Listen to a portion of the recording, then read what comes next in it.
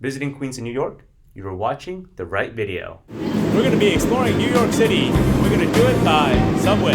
This time we're in Woodside. You thought San Francisco Chinatown was big. Now this is a different animal. People are doing grocery shopping here at 10 p.m. at night. Tony Bennett was born here almost 100 years ago.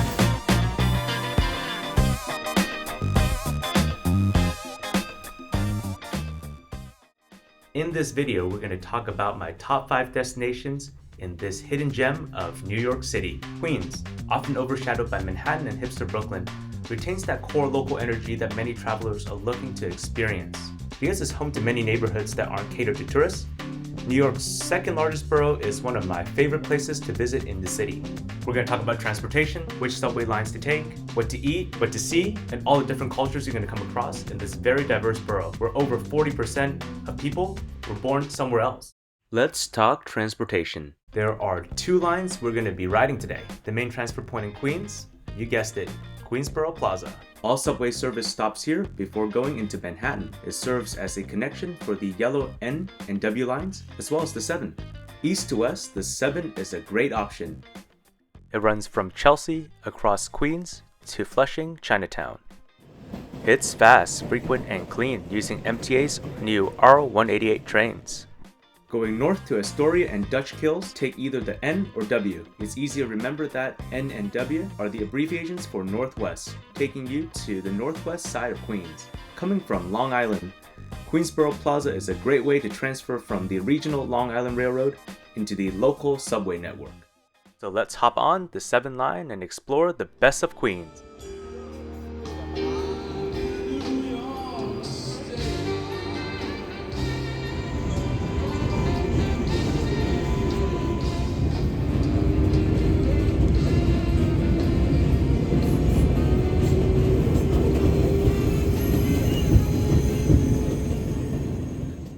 Next stop, 61st Street and Woodside. If I had to describe Woodside, it would be a predominantly residential neighborhood built alongside the busy Roosevelt Avenue, the main thoroughfare and the heart and soul of the neighborhood. Woodside neighborhood of Queens. A transfer station to the Long Island Railroad. The trains never stop moving, and the New York rhythm never stops beating. Very beautiful softball light here in Queens today. Perfect for some exploring. Queens is known for being more ethnic than Manhattan and even Brooklyn. We're going to tour this area for a little bit. Food-wise, Woodside is famous for its Latin American and Asian, and particularly Filipino cuisines. For proper Chinese food, I would recommend going to Flushing instead, which we'll cover in a few minutes. There's a Korean, Latin American market, and an obligatory boba stop within a 5-minute walking radius. There are no shortage of interesting storefronts to walk into and restaurants you want to try. Comidas Colombianas. Variety-wise, unlike Manhattan, there's more than just pizza and bagels. Sure, I might be exaggerating, but you get the point. Bars cater to locals, you don't have that show-off energy you see in Manhattan. This is not a gentrified area with hipster blue bottle coffee or a Starbucks on every block, but an international neighborhood and a quintessential melting pot of cultures, such as this popular Chinese Peruvian barbecue restaurant behind me. I was blown away by the quality of fresh produce and the variety of markets around me. And what was crazy was all this happened under the 3 main lines of the New York City subway, with trains flying by right above us. Wander down side streets and the commotion fades away. Pleasant neighborhood parks and tree-lined streets are waiting to be explored. Whereas Manhattan has its lights and bustling energy, Queens is best enjoyed for its local experiences. The population here in Woodside is a little older, generally family-centric, so you'll find more playgrounds instead of bars, and you'll see people running errands instead of going to happy hours. Continuing east takes you to Jackson Heights, which we'll cover more in depth on our next trip, and west to Sunnyside, which we'll see in the next section. While you're in this area, be sure to check out Sunnyside. Sleepier and smaller than adjacent Woodside, this neighborhood is also anchored around the 7th line, off the 46th Street Bliss Station. Its walkable central district extends a few blocks off Queens Avenue and Greenpoint Avenue. Family-centric and safe, this is a great place to wander about while exploring. Like nearby Astoria and neighboring Woodside, Sunnyside is a melting pot of residents from around the world. It's a very diverse neighborhood with plenty of Asian, Latin American, Greek, and Middle Eastern cuisines. A good recommendation is to start at Woodside on the 61st Street station and walk west towards Sunnyside and get back on the subway on 46th Street Station. Another day, another neighborhood here in the beautiful Big Apple. The next neighborhood we're going to visit is charming Astoria. Astoria Boulevard. Astoria Boulevard will be the next stop on this train. 2 miles and 10 minutes north on the N line from Queensboro Plaza, birthplace of legendary musician Tony Bennett. Not only is this place full of great Greek food, Astoria is the cultural center of Queens. Home of the legendary Kaufman Astoria Studios, famous for producing many TV shows and bringing Astoria to the big screen, including Orange is the New Black, Goodfellas, Law & Order, just to name a few. The borders of Astoria are generally regarded as Dutch Kills and Long Island City to the south, where its business districts fade into residential areas. To the west is the East River across Manhattan's Upper East Side. Astoria is divided by the subway line with its busier district along Steinway Street on the east, and Astoria Boulevard on the north. East of Steinway, it becomes gradually quieter and residential until you reach Woodside's Center District and Interstate 278. The three business districts to see as a tourist are 1. Steinway Street between Broadway and 30th Avenue. From there, walk down 30th Avenue between Astoria Boulevard and the 30th Avenue station. There are plenty of great restaurants to stop by here if you're hungry. If you're tight on time, each of these sections of the neighborhood are similar enough that seeing one gives you a pretty good idea of what Astoria feels like. Today we are in a rainy Astoria, New York. This is on the Queens side of the East River. We're in a very quiet neighborhood. One of the most underrated parts of New York is how quiet the side streets are and how pleasant they are.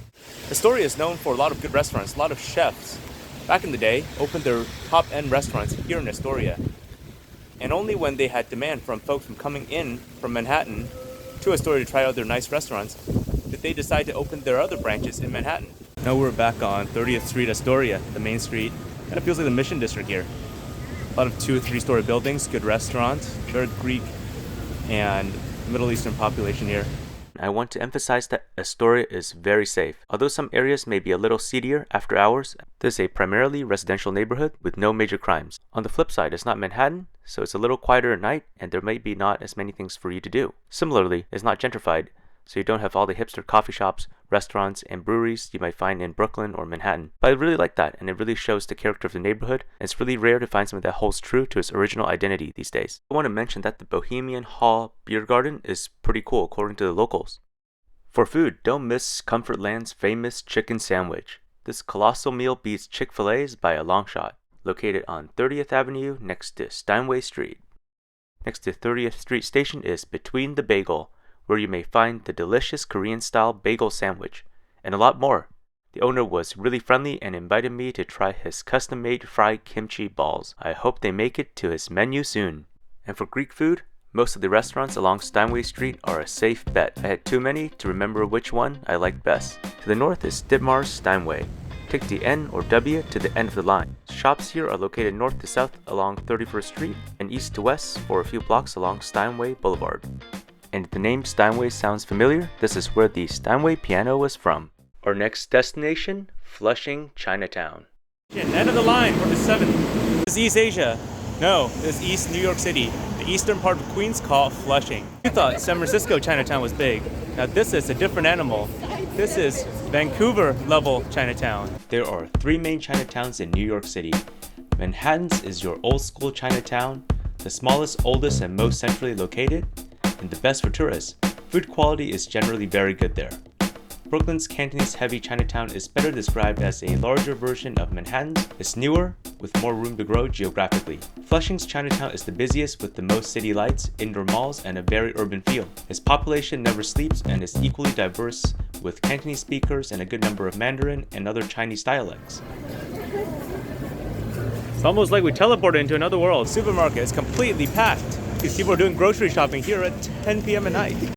Flushing's Chinatown is a walkable 6x6 block area of businesses. It feels contemporarily Asian, catering to a younger crowd similar to Vancouver or Cupertino in California.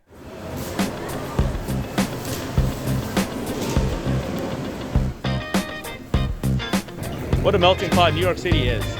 Did we hop on the wrong floor? Maybe better food downstairs. We'll find out in a second. Because of the sizable mainland Mandarin-speaking population, there are no shortage of hot pot restaurants. For traditional dim sum and Cantonese dinners, check out Kanji Village on 37th Avenue. Now this place is more lit than Asia. Dim sum 24 hours a day. You can only find that here in Flushing. For For a taste of modern Hong Kong, try out Mahjong Cafe, HK Cafe for Wonton, and the very popular LFA Cafe, which had a 45-minute wait. After your main course, there is no shortage of pastry shops and boba to choose from, and because it's Flushing, everything stays open late.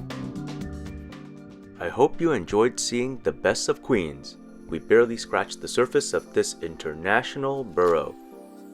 Riding Queens 7 Line is like traveling around the world. It was a blast being immersed in so much culture in each neighborhood.